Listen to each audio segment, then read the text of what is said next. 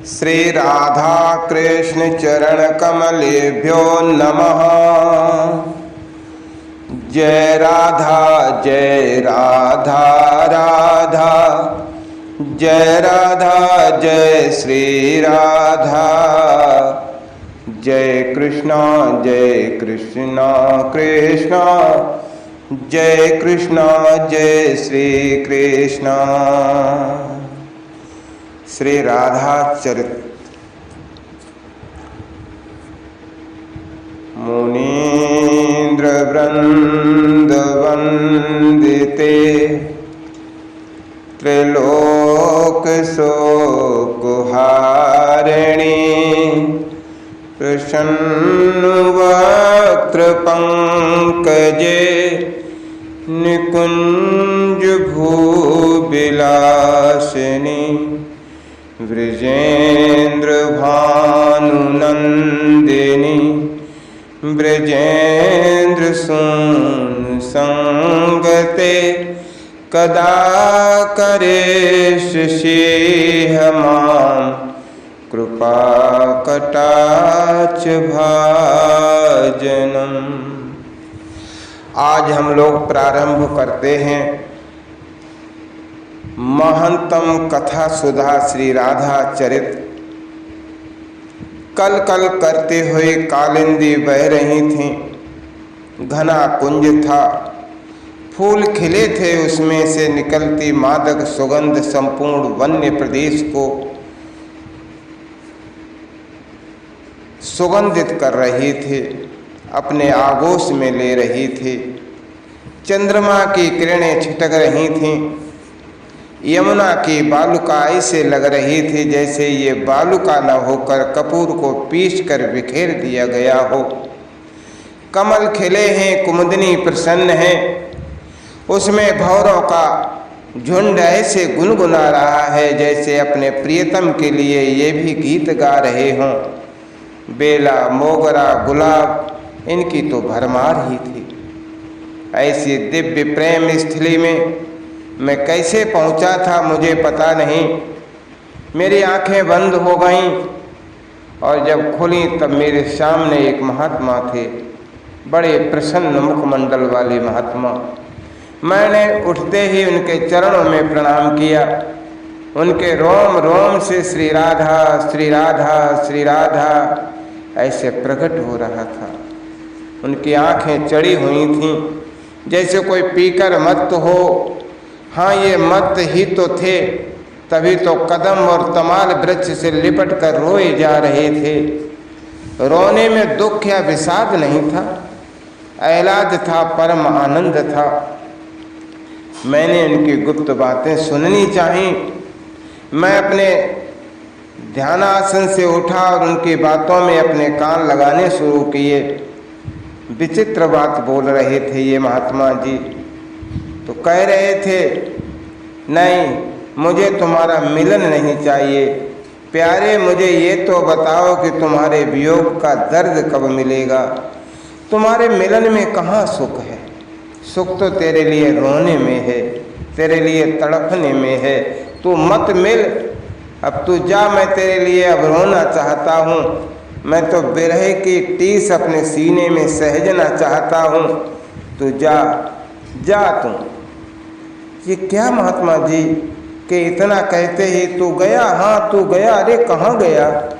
हे प्यारे, कहाँ? वो महात्मा दहाड़ मारकर धड़ाम से गिर गए उसी भूमि पर। मैं गया, मैंने देखा उनके पसीने निकल रहे थे, पर उन पसीनों से बदबू नहीं, गुलाब की सुगंध आ रही थी।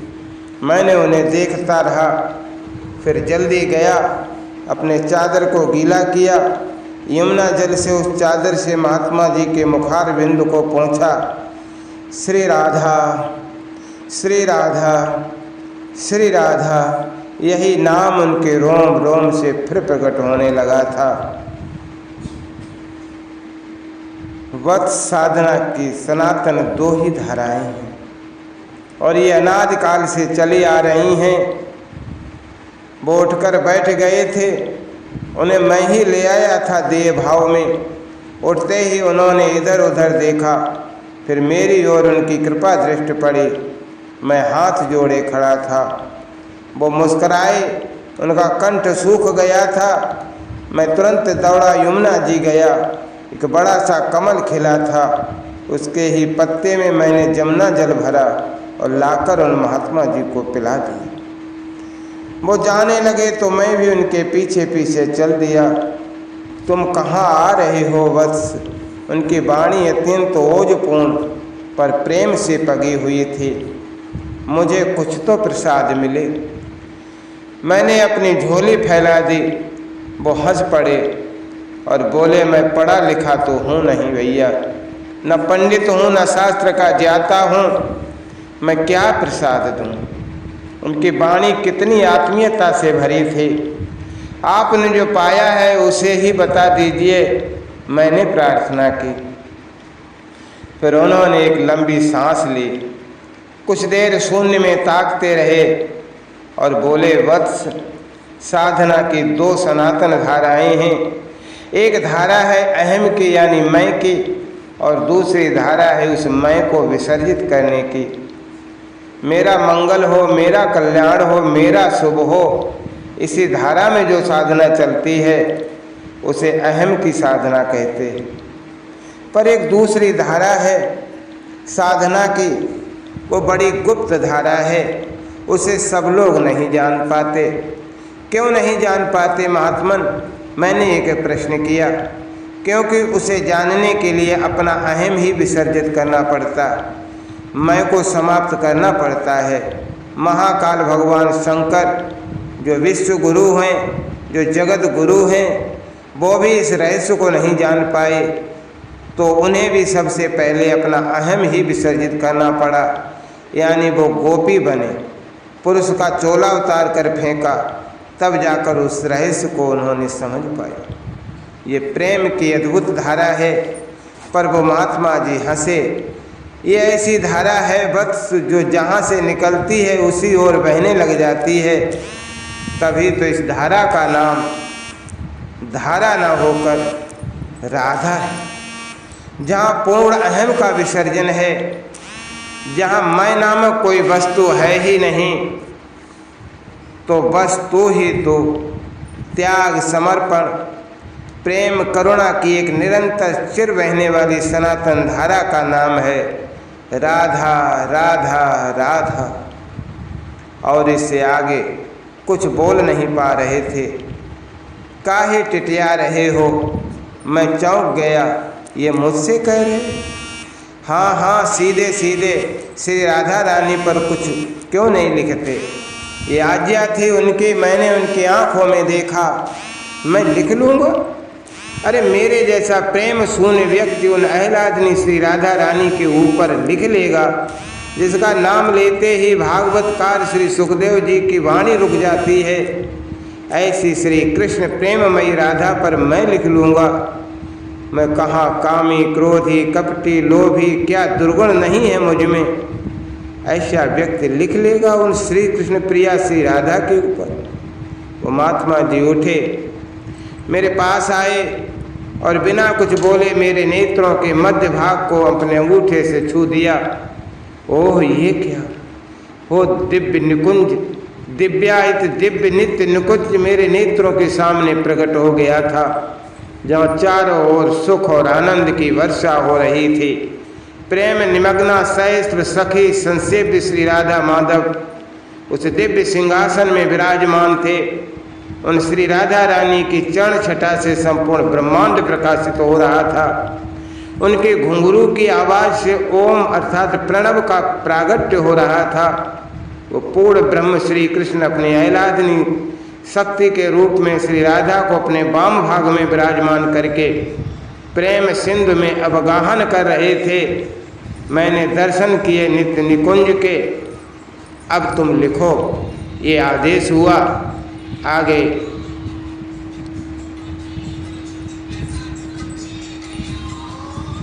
वो महात्मा जी खो गए थे उसी निकुंज में।